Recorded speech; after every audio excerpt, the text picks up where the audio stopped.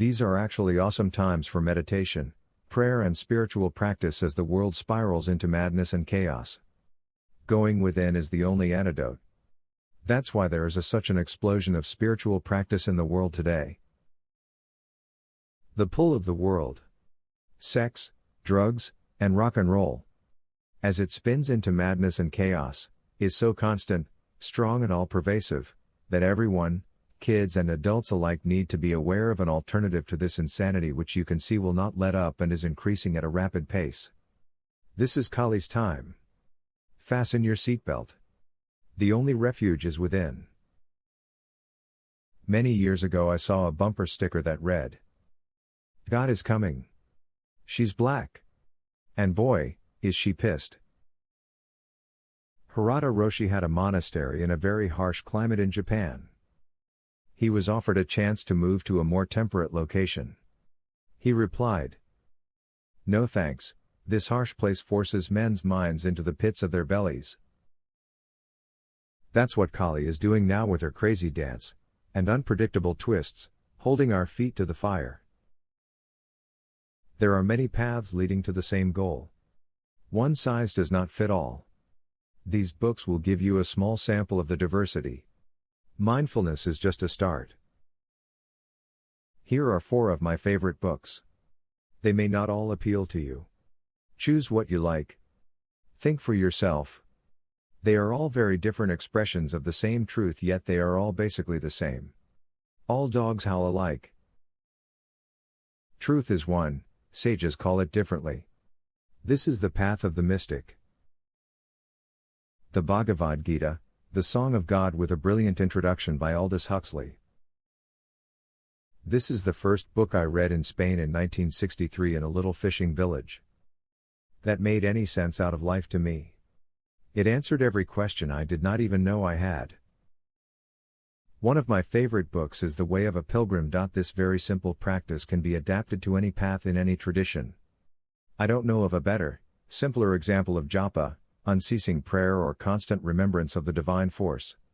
It exists in different forms in almost all traditions.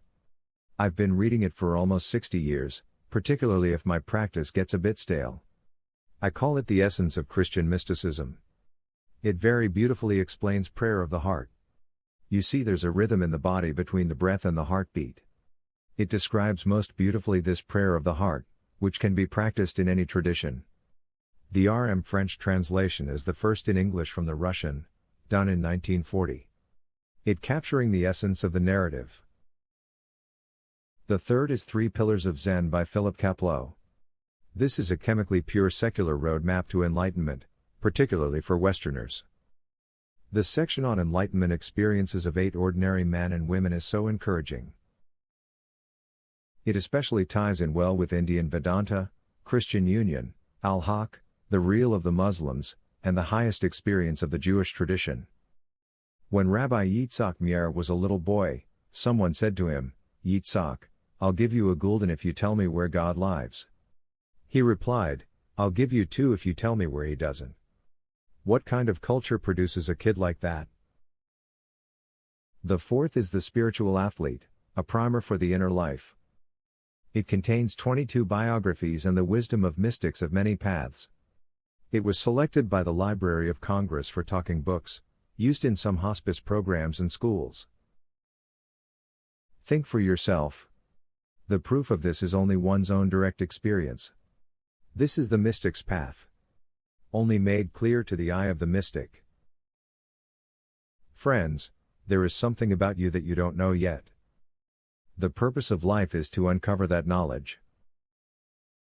Please note the predictions of the Kali Yuga and how uncannily accurate they are becoming today. These were made 5,000 years ago. A sampling, money is God. Mass migrations.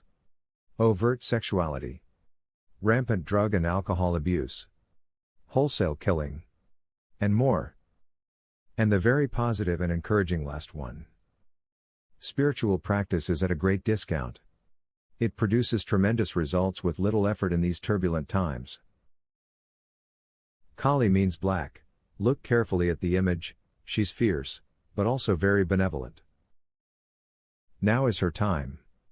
It's also called the Iron Age. Fitting, eh?